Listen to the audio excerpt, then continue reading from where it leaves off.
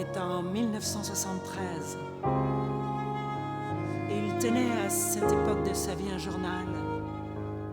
Et il dit avoir noté beaucoup de choses, mais qu'ensuite non, qu'il a cessé peu après qu'elle ait commencé, elle, l'histoire d'amour.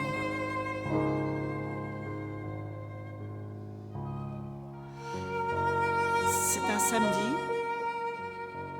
la nuit, le printemps, c'est presque le début de l'été, le mois de juin. Lui, l'homme de l'histoire, il travaille.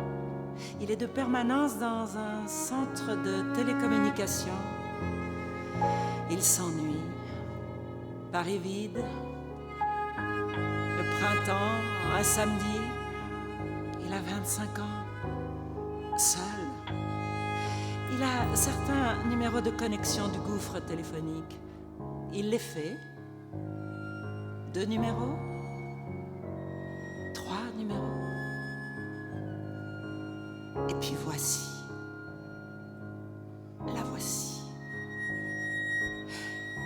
Elle lui téléphone en même temps que lui dans l'espace et dans le temps. Ils se parlent. Inlassablement se parlent. Ils se décrivent. Elle se dit être une jeune fille aux cheveux noirs, longs. Il dit être un homme jeune aussi, aux yeux très bleus, blonds, grand, presque maigre, beau. Elle lui parle de ce qu'elle fait. D'abord, elle lui dit qu'elle travaille dans une usine. Une autre fois, elle lui dit revenir de Chine. Elle lui raconte un voyage en Chine. Une autre fois encore, elle dit faire ses études de médecine, cela en vue de s'intégrer au corps des Médecins sans frontières. Il semblerait qu'elle s'en soit tenue à cette version-là, qu'elle n'en ait plus jamais changé, qu'elle n'ait plus jamais dit désormais autre chose que ceci, qu'elle faisait ses années d'internat pour être interne dans un hôpital de Paris.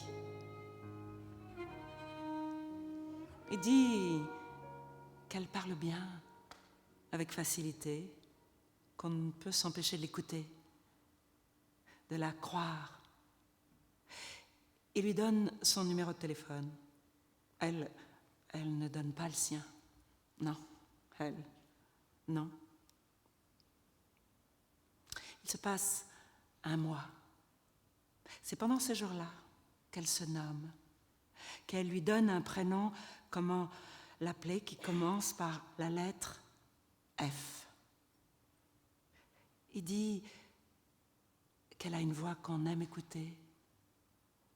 Il dit assez fascinante. Ils se parlent inlassablement, se parlent, sans fin, se décrivent l'un l'autre, à l'un l'autre, disant la couleur des yeux, le grain de la peau, la douceur du sein qui tient dans la main, la douceur de cette main. Au moment même où elle en parle, elle la regarde. Je me regarde avec tes yeux. Il dit qu'il sait. Se décrit à son tour. Dit suivre sa propre main sur son propre corps. Dit c'est la première fois. Dit le plaisir que cela procure d'être seul. Il pose le téléphone sur son cœur. Entend-elle? Elle entend. Dit que tout son corps bat de même au son de sa voix. Elle dit qu'elle le sait, qu'elle le voit, qu'elle l'entend, les yeux fermés. Il dit « J'étais un autre moi-même et je l'ignorais. » Elle dit n'avoir pas su avant lui être désirable d'un désir d'elle-même qu'elle-même pouvait partager et que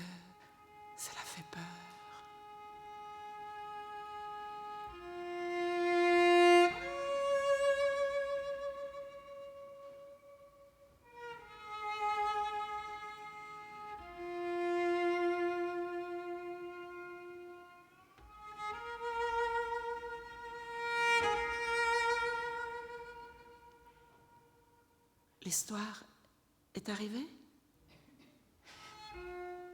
Quelqu'un dit l'avoir vécue en réalité.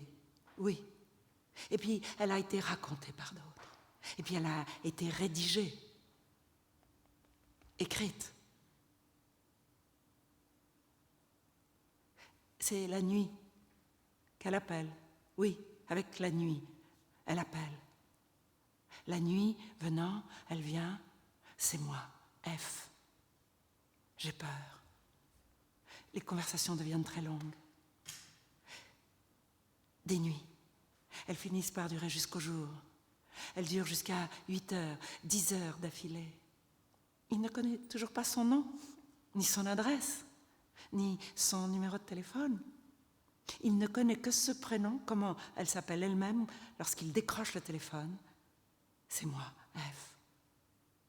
J'ai peur. Il est à sa disposition. C'est lui qui attend les coups de téléphone. Il n'a aucun moyen de la joindre, aucune indication sur le lieu où elle se trouve. Il ne réclame pas d'en avoir. Cela pendant 1 mois. Une fois, elle lui apprendra certaines choses. Une fois, elle lui apprend l'endroit. C'est Neuilly. Le lieu où elle se trouve, c'est là, Neuilly. Un hôtel particulier entre le bois et la Seine.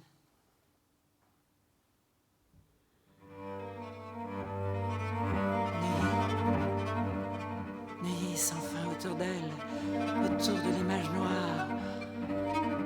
Neuilly sans fin autour d'elle, autour de l'image noire. Pendant des nuits et des nuits, ils vivent le téléphone décroché, dorment contre le récepteur, parlent ou se taisent, jouissent l'un de l'autre. C'est un orgasme noir, sans toucher, véritable, sans visage, rien, les yeux fermés, rien, ta voix, seule, rien, aucune image.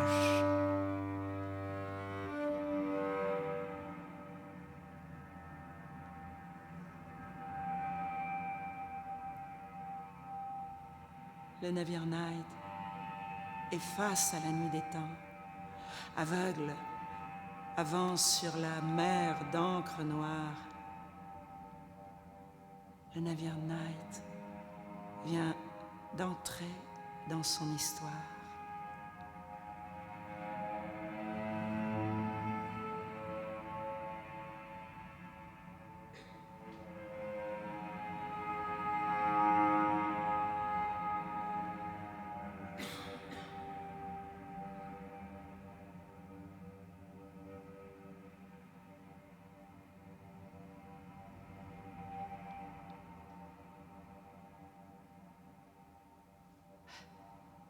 C'est elle, la première qui veut le voir, le rencontrer. Elle lui donne 2 sortes de rendez-vous, les rendez-vous commandés et ceux qu'elle ne décommande pas. Il va à tous les rendez-vous. Chaque fois, il y a des circonstances imprévues qui empêchent la rencontre. Mais il ne s'étonne pas de cet empêchement à la rencontre. Il la croit possible, chaque fois. Il croit ce qu'elle dit, la croit. Très vite, et il ne peut rien pour détourner l'histoire.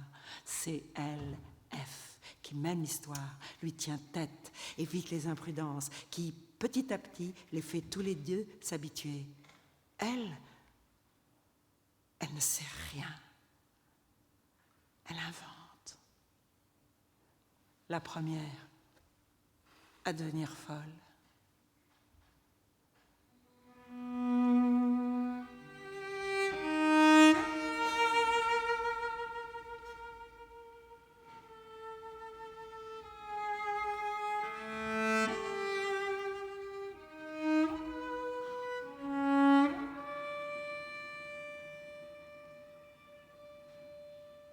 Des mois passent.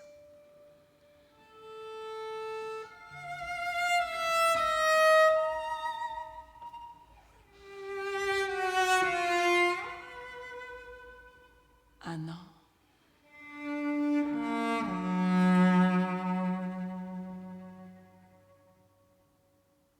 3 ans.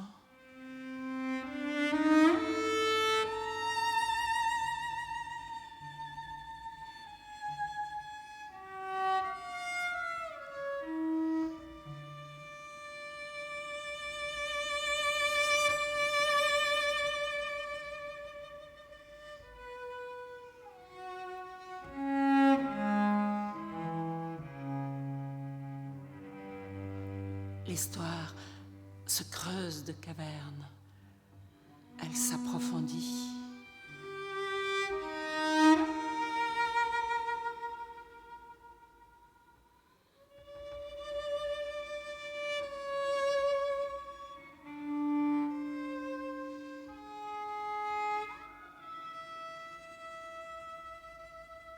Plus le décor grandit, plus elle s'obscurcit.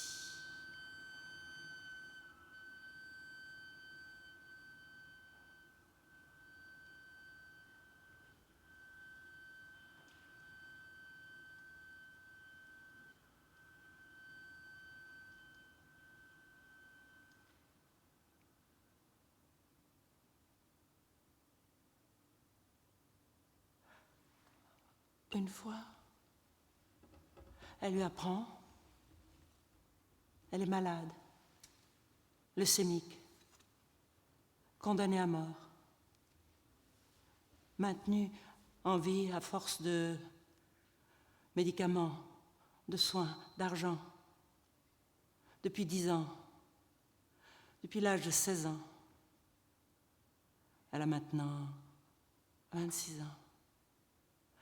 La scène sale autour d'elle et ce bois, ce décor triste à son tour atteint de mort. Pendant toute une période, elle refuse l'idée de le voir, de le rencontrer. Elle dit qu'ils ne se verront jamais, qu'ils ne se rencontreront jamais.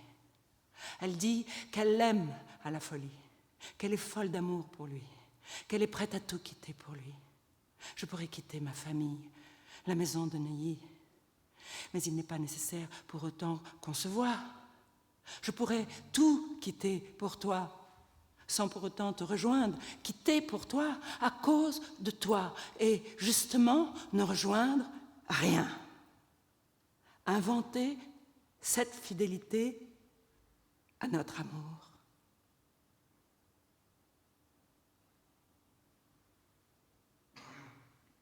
Ce territoire de Paris, insomniaque, la nuit, c'est la mer sur laquelle passe the night, cette dérive qu'on a appelée ainsi le navire night.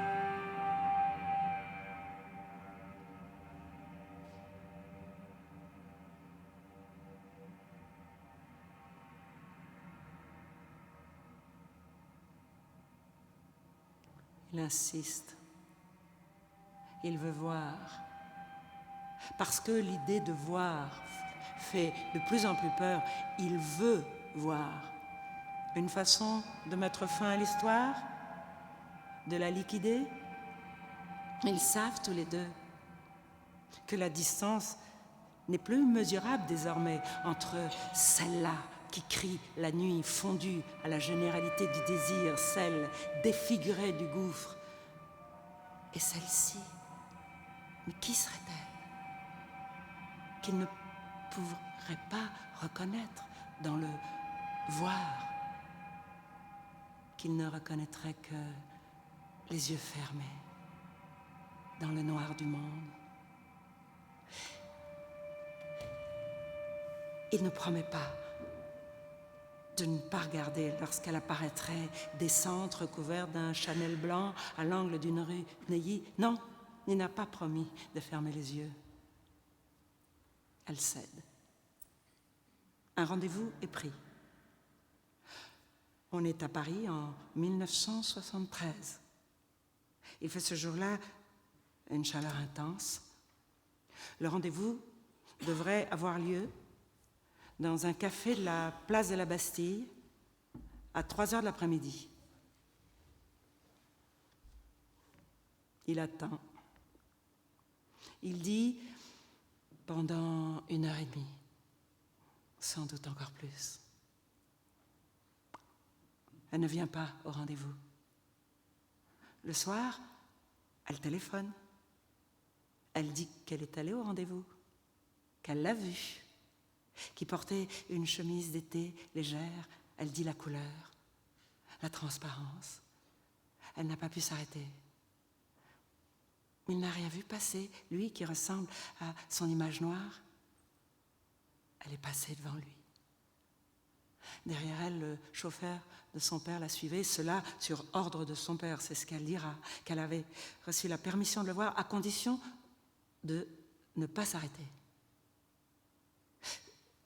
Le chauffeur du père lui avait confié cette surveillance, qu'il avait reçu l'ordre de rendre compte de son obéissance. Elle n'aurait donc pas pu s'arrêter sans le compromettre. Le comprend-il ?